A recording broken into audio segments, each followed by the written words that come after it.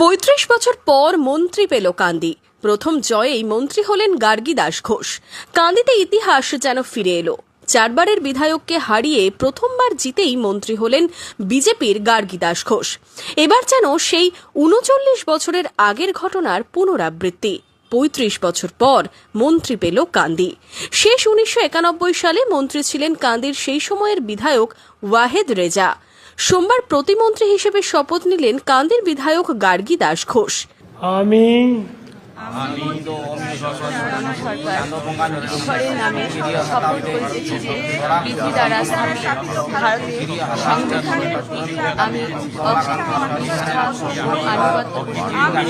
আমি ভারতের সার্বভৌমত্ব ও অখণ্ডতা রক্ষা করিব। পশ্চিমবঙ্গ রাজ্যের মন্ত্রীরূপে আমার কর্তব্য নিষ্ঠাপূর্বক এবং বিবেকসম্মত করিব এবং ভয় বা পক্ষপাত বা বিদ্বেষ জনগণের প্রতি সংবিধান ও বিধি অনুসারে ন্যায়চরণ করিব। নমস্কার। মানবতা সামঞ্জস্য কামিয়া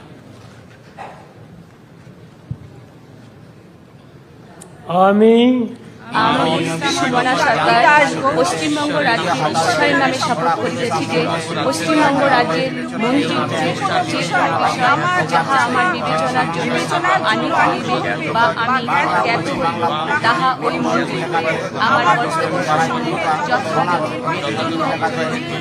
আবশ্যক হইতে পারে তৎপ্রদানকে আমি প্রত্যক্ষ বা পরোক্ষভাবে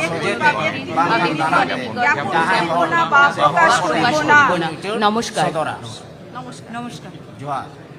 কান্দির চারবারের বিধায়ক অপূর্ব সরকারকে হারিয়ে প্রথমবার বিধায়ক হয়েই মন্ত্রী হলেন গার্গী দাস ঘোষ। মন্ত্রী হিসেবে শপথ নেওয়ায় কান্দির মানুষের প্রত্যাশাও অনেকটাই বেড়ে গিয়েছে। কি চাইছেন কান্দির বাসিন্দারা? কান্দির মানুষের বহুদিনের আশা যে কান্দিতে একটা ট্রেন সংযোগ, ওটা তো প্রথম। এছাড়া স্বাস্থ্য হসপিটালে যে পরিষেবা ভালোভাবে সুস্থ রোগীদের ভালোভাবে চিকিৎসা বা ডক্টর, আর শিক্ষার ব্যবস্থাটাও একটু দেখার জন্য অনুরোধ করব। আর কান্দির যাতে শান্তি শৃঙ্খলা বজায় থাকে, শিক্ষা ব্যবস্থা যাতে ভালো হয়। তারপর উনি যে রেল লাইন ব্যবস্থাটা করবে বলেছেন, ওটার জন্য খুবই ধন্যবাদ। আর আমরা তো সেই জন্যই পরিবর্তনের আশায় ওনাকে এনেছি। আর এই রাস্তাঘাটে চলা সবই এটা ঠিকই আছে, যা ভালো হয় সেটাই করবে। হ্যাঁ, কাঁদিতে যদি একটা গার্লস কলেজ করে তাহলে সেটা তো ভালো হয়। গার্লস কলেজ মেয়েদেরকে এর জন্য কোয়েডে যেতে হয়, সেই সময় আবার গার্লস কলেজ বহরমপুরে যেতে হয়, সেটা যেমন রেল লাইনটা